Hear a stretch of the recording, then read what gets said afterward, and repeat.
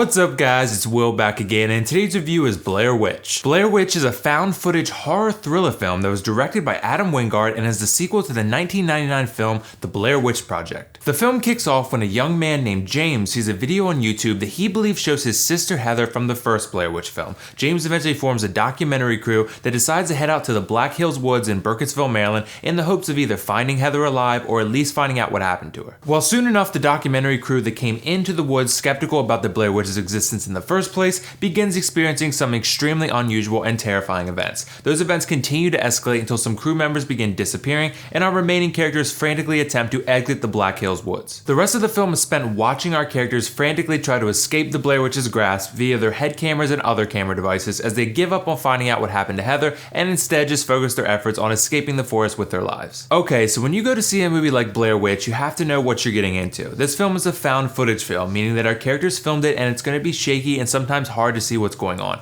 There's going to be a lot of refocusing and so forth, and if that's not something you enjoy, then this movie is definitely not going to be for you. You should also not come into this film expecting these awesome, well-developed characters that you're going to find yourself incredibly invested in, because that's not what this movie is about either. What Blair Witch is about is the horror and suspense and putting our six main characters in the middle of a terrifying situation and watching how they react to their surroundings, and on that level it succeeds. I'm not quite sure why this movie is getting such terrible reviews, because I actually really enjoyed it. In terms of just pure scariness, it's the scariest movie I've seen this year so far. There are a plethora of scenes that are extremely tense and suspenseful, and I had that feeling of uneasiness in my stomach because while I wasn't super invested in these characters, I did feel the gravity of their situation, and I found myself feeling the fear that they felt, and that's just good horror in my opinion. There are a ton of really well-timed jump scares in this movie, but I will say that there are times where the film takes it too far, and they throw in jump scares for like seemingly every little thing that happens. Like one character will come up from behind another character just to talk to them, and you'll get those jump scare loud sounds, and I was just like, well, that seemed a little unnecessary. They're sort of like cheap scares. The film will do that. They'll hit you with random jump scares that seem excessive, and to be honest, that did bother me a little bit, but when the actual jump scares and other actually scary events happen, they deliver at a very high level. Now, I'm sure a lot of people are probably wondering whether or not this film is like the original or not, and the answer is yes, it's a lot like the original, albeit a remodeled one for 2016.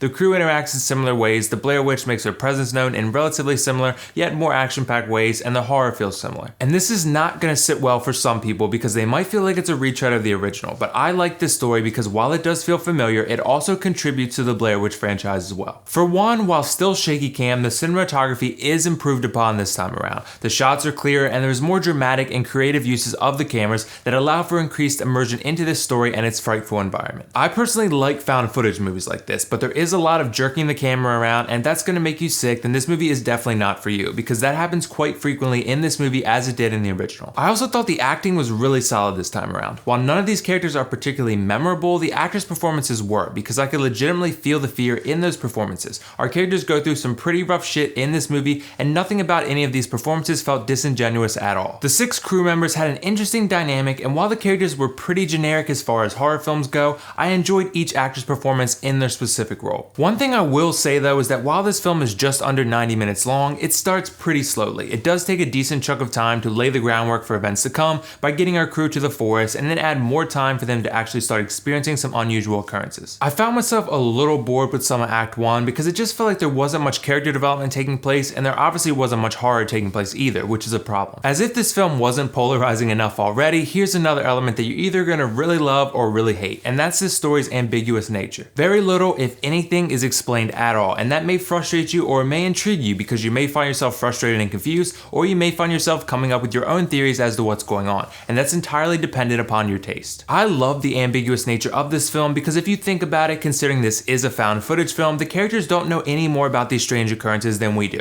and any attempted explanation would be phony and unrealistic. The characters are confused and scared, and as a viewer, I didn't mind feeling those same exact things with them because it added to the uneasiness I felt for them because neither of us had any idea what kind of foe they're up against. But overall, Blair Witch surprised me, and it was a lot better than I thought it was going to be. I thought it had a very scary and suspenseful story, unique and dramatic cinematography, solid acting, and an ambiguous and unapologetic style. I also felt that the film can overdo the jump scares, the characters are fairly generic and lack depth, and Act 1 was fairly slow. I'm still going to give this film an 8.5 out of 10 and recommend you see this one in theaters if you're looking for a scary movie and you enjoy the found footage style. So did you guys see Blair Witch yet? What did you think of it? Let me know your thoughts in the comments below. And if not, let me know whether you'd be interested in watching this film film or not. And as always, if you like this video, click that like button and don't forget to subscribe to my channel for much more content like this. That's all for now. This is WillFoxification signing off. See you in the next review.